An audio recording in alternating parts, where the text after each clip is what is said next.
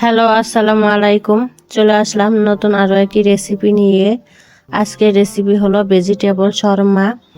আর এই রেসিপিটি খুবই সহজভাবে তৈরি করে দেখিয়েছি। আপনারা চাইলে বাসায় অবশ্যই ট্রাই করবেন। আর এই রেসিপিটি তৈরি করার জন্য প্রথমে শর্মা তৈরি করে নিব।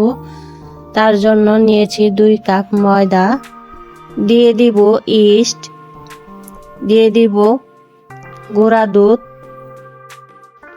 দিয়ে দিব চিনি আর স্বাদ মতো লবণ, আর দিয়ে দিব তেল। আর এখানে রেগুলার তেল ব্যবহার করেছি। এখন সবগুলো উপকরণ হাত দিয়ে একটু মিক্স করে নিব। তারপর দিয়ে দিব এর মধ্যে কুসুম গরম পানি। এখানে গরম পানি অল্প অল্প করে দিয়ে একটি খামির তৈরি করে নিয়েছি।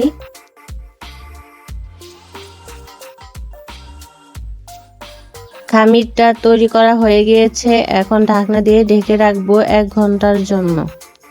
এখন শর্মার জন্য যে পুর ব্যবহার করব তার জন্য দিয়ে দিব তেল, তারপর দিয়ে দিব পেঁয়াজ কুচি ও রসুন কুচি, হালকা একটু বাদামি করে ভেজে নিব। আর এখানে আমি সবজি দিয়ে পুর তৈরি করে নিব। আপনারা চাইলে চিকেনও ব্যবহার করতে পারবেন। দিয়ে দিব বাঁধাকপিগুলো একটু নেড়ে চেড়ে দিব। আর যখন বাঁধাকপিগুলো একটু নরম হয়ে আসবে তখন এর উপরে দিয়ে দিব গাজর কুচি। আর গাজর কুচিগুলো আমি লম্বা করে কেটে নিয়েছি। আবার একটু নেড়ে চেড়ে দিব।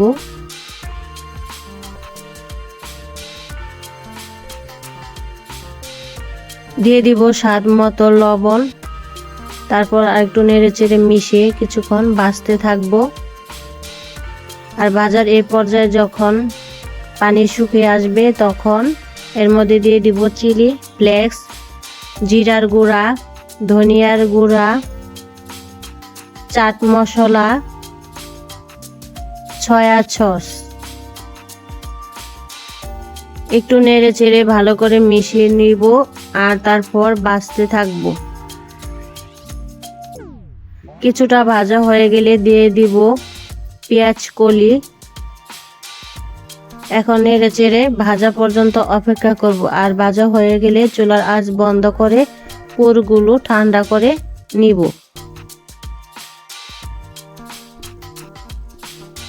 এখন শর্মা তৈরি করার জন্য আমি একটি সস তৈরি করে নিব। তার জন্য নিয়ে নিব মেয়োনিজগুলো একটি ব্লেন্ডারে জারে নিয়ে তার মধ্যে দিয়ে দিব 2টি রসুনের টুকরা, দিয়ে দিব স্বাদ মতো লবণ, দিয়ে দিব সাদা তিল, আর দিয়ে দিব লেবুর রস, আর সাথে দিয়ে দিব অরিগ্যানো। আর এটা যদি না থাকে তাহলে দিবেন না। দিয়ে দিব গোলমরিচের গুঁড়া, আর দিয়ে দিব সরিষার তেল। এখন সবগুলো একত্রে ব্লেন্ড করে সাইড করে রেখে দেব। 1 ঘন্টা পর ফিরে আসলাম। ডেকে রাখা ডোগুলো ফুলে উঠেছে। এখন এটি আমি আর একটু ভালো করে মথে নিব। অল্প পরিমাণ একটু ময়দা নিয়ে ভালো করে মথে নেব। মথে নেওয়ার পর আমি কয়েক টুকরা করে কেটে নেব। আপনারা চাইলে আপনাদের পছন্দ মতো টুকরা করে নিতে পারবেন। আর আমি এখানে 4 পিস টুকরা করে নিয়েছি।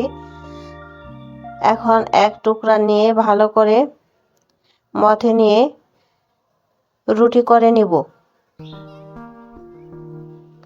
একটু ময়দা লাগিয়ে ভালো করে চাপ দিয়ে বসিয়ে এখন বেলে নেব।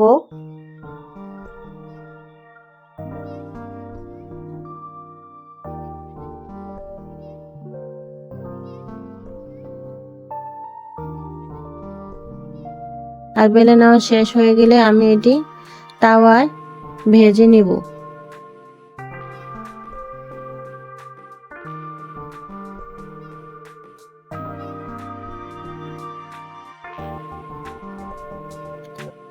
আর ভাজার জন্য আমি একটি তাওয়া বসিয়ে দিয়েছি।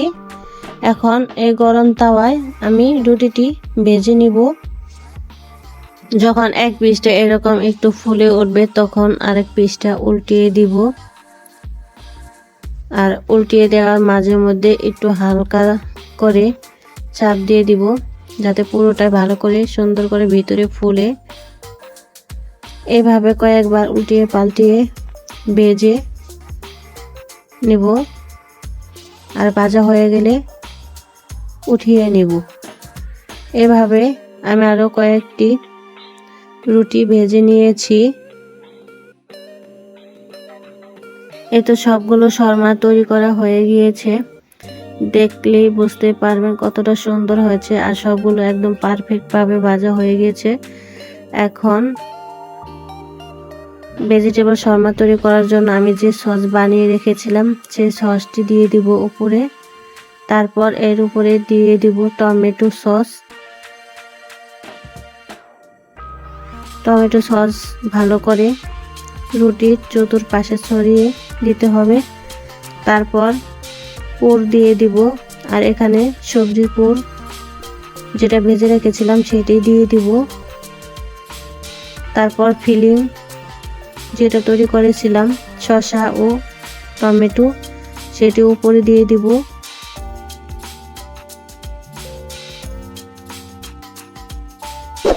একটু সুন্দর করে ভালো করে বসিয়ে দিচ্ছি। তারপর এর উপরে আবারও দিয়ে দিব সস আর টমেটো। দেওয়া শেষ হয়ে গেলে এখন এক পাশ থেকে উঠিয়ে রোল তৈরি করে নিব। ভালো করে রোল তৈরি করে নিতে হবে, তা না হলে খুলে যাবে। আর এরকম একটি টুথপিক দিয়ে ভালো করে গেঁথে নিতে হবে, তাহলে এটি ছেড়ে যাবে না। এই তো এভাবে হয়ে গেল ভেজিটেবল শর্মা। দেখতেও খুবই সুন্দর, আর খেতেও কিন্তু অসম্ভব মজাদার। আপনারা চাইলে বাসায় অবশ্যই ট্রাই করবেন। আজ এই পর্যন্তই। আল্লাহ হাফিজ।